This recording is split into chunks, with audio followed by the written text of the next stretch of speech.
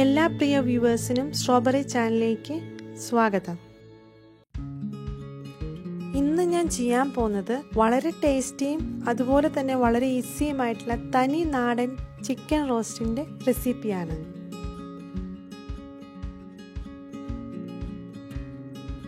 എങ്ങനെയാണ് തയ്യാറാക്കുന്നതെന്ന് നോക്കാം. ഇത് 1 കിലോ ചിക്കൻ മീഡിയം സൈസിൽ മുറിച്ച് നല്ലതുപോലെ കഴുകി വൃത്തിയാക്കി വച്ചിരിക്കുന്നതാണ്. ആദ്യം തന്നെ ചിക്കനെ മാരിനേറ്റ് ചെയ്യണം.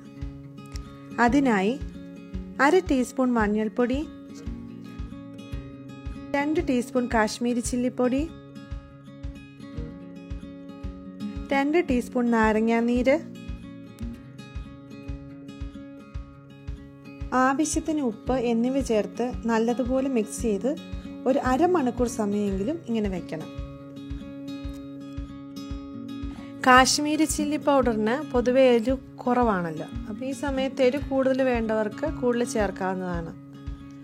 അതുപോലെ തന്നെ ഈ കാശ്മീരി ചില്ലി പൗഡർ ചേർത്ത് കൊടുത്താൽ കറിക്ക് നല്ല കളറും കിട്ടും. ഇതിപ്പം അരമണിക്കൂർ കഴിഞ്ഞിട്ടുണ്ട്. നമുക്കൊരു പാൻ അടുപ്പത്തേക്ക് വെച്ച് അതിലേക്ക് 3-4 ടേബിൾ സ്പൂൺ വെളിച്ചെണ്ണ ഒഴിച്ചു കൊടുക്കാം.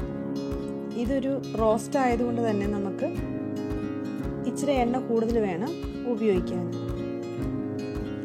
എണ്ണ ചൂടായി കഴിയുമ്പോൾ നമുക്കിതിലേക്ക് ചിക്കൻ ഇട്ട് ഫ്രൈ ചെയ്തെടുക്കാം. ഇത് നമ്മൾ ഫുൾ കുക്ക് ചെയ്യുന്നില്ല, പക്ഷേ അത് 2 സൈഡും മറിച്ചിട്ട് നന്നായിട്ടൊന്ന് ഫ്രൈ ചെയ്തെടുക്കുകയാണ് ചെയ്യുന്നത്.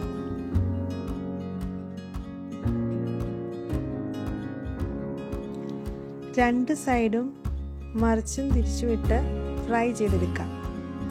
ഇപ്പോൾ ഒരു സൈഡ് ആവശ്യത്തിന് ഫ്രൈ ആയിട്ടുണ്ട്. ഇനി തിരിച്ചിട്ട് മറ്റേ സൈഡും കൂടി ഫ്രൈ ചെയ്തെടുക്കാം.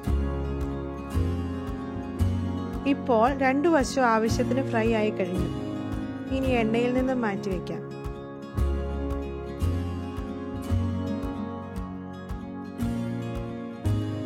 ഇതുപോലെ ബാക്കിയുള്ള ചിക്കൻ കൂടി ഫ്രൈ ചെയ്തെടുക്കണം.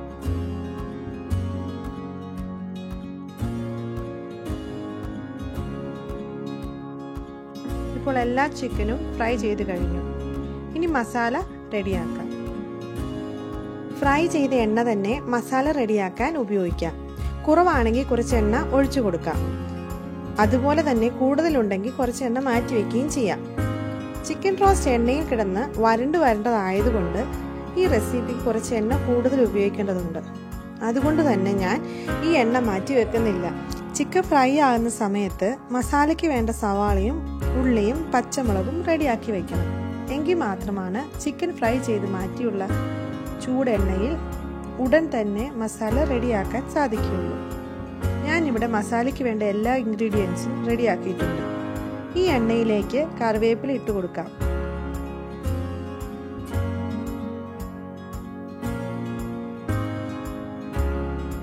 ചെറുതായി അരിഞ്ഞ ചുമന്ന ഉള്ളി ഇട്ട് കൊടുക്കാം.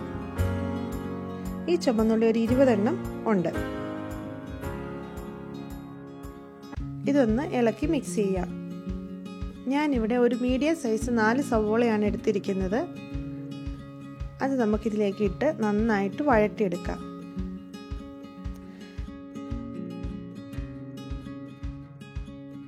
നമ്മൾ കുറച്ച് ഉപ്പ് ഇതിലേക്ക് ഇട്ട് കൊടുക്കുകയാണെങ്കിൽ സവോള പെട്ടെന്ന് വഴണ്ടു വരും.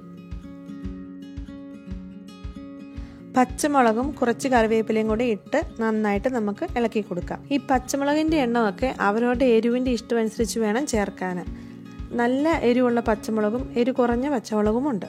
എൻ്റെ കയ്യിലിരുന്ന പച്ചമുളക് നല്ല എരിവുള്ളതായതുകൊണ്ട് ഞാൻ ഒരെണ്ണമാണ് ഇട്ടിരിക്കുന്നത്.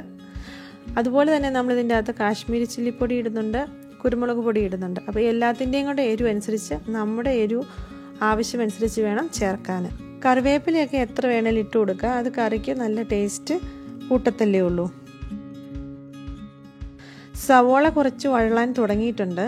ഈ സമയത്ത് ജിഞ്ചർ ഗാർലിക് പേസ്റ്റ് ഇട്ട് കൊടുക്കാം. നല്ലതുപോലെ ഇളക്കി മിക്സ് ചെയ്ത് കൊടുക്കാം. ഇഞ്ചിയുടെയും വെളുത്തുള്ളിയുടെയും പച്ച ചുവ മാറ്റിയെടുക്കാം. സവോള നല്ലതുപോലെ വഴന്നു വന്നതിന് ശേഷം മാത്രമേ നമ്മൾ ഇതിലേക്ക് ആവശ്യമുള്ള പൊടികൾ ചേർത്ത് കൊടുക്കത്തുള്ളൂ. ഒരു 1/4 ടീസ്പൂൺ മഞ്ഞൾപ്പൊടി, 1 ടീസ്പൂൺ കാശ്മീരി ചില്ലിപ്പൊടി, എരിവ് കൂടുതൽ ആവശ്യമുള്ളവർക്ക് ഇവിടെ കൂടുതൽ പൊടി ചേർത്ത് കൊടുക്കാവുന്നതാണ്. ഇതിലേക്ക് നമ്മൾ 1 ടീസ്പൂൺ മല്ലിപ്പൊടിയും ഇട്ട് കൊടുക്കുന്നുണ്ട്. നന്നായിട്ട് നമുക്കിത് മിക്സ് ചെയ്ത് കൊടുക്കാം.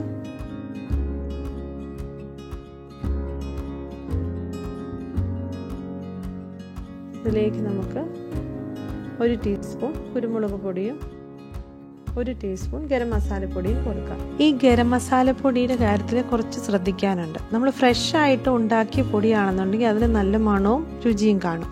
അതല്ല കുറച്ചിരുന്ന് പഴകിയതാണെങ്കിൽ അതിൻ്റെ ടേസ്റ്റും മണവും ഒക്കെ പോയിട്ടുണ്ടാവും. അതുകൊണ്ട് തന്നെ നമ്മൾ അത് ചേർക്കുമ്പോൾ കറിക്ക് പ്രത്യേകിച്ച് ടേസ്റ്റൊന്നും കൂടത്തില്ല. ചേർത്ത് കൊടുത്ത മസാലയെല്ലാം നന്നായിട്ട് മൂത്തിട്ടുണ്ട്. ഇനി നമുക്ക് ഫ്രൈ ചെയ്ത് വെച്ചിരിക്കുന്ന ചിക്കൻ ഇതിലേക്ക് ചേർത്ത് കൊടുക്കാം.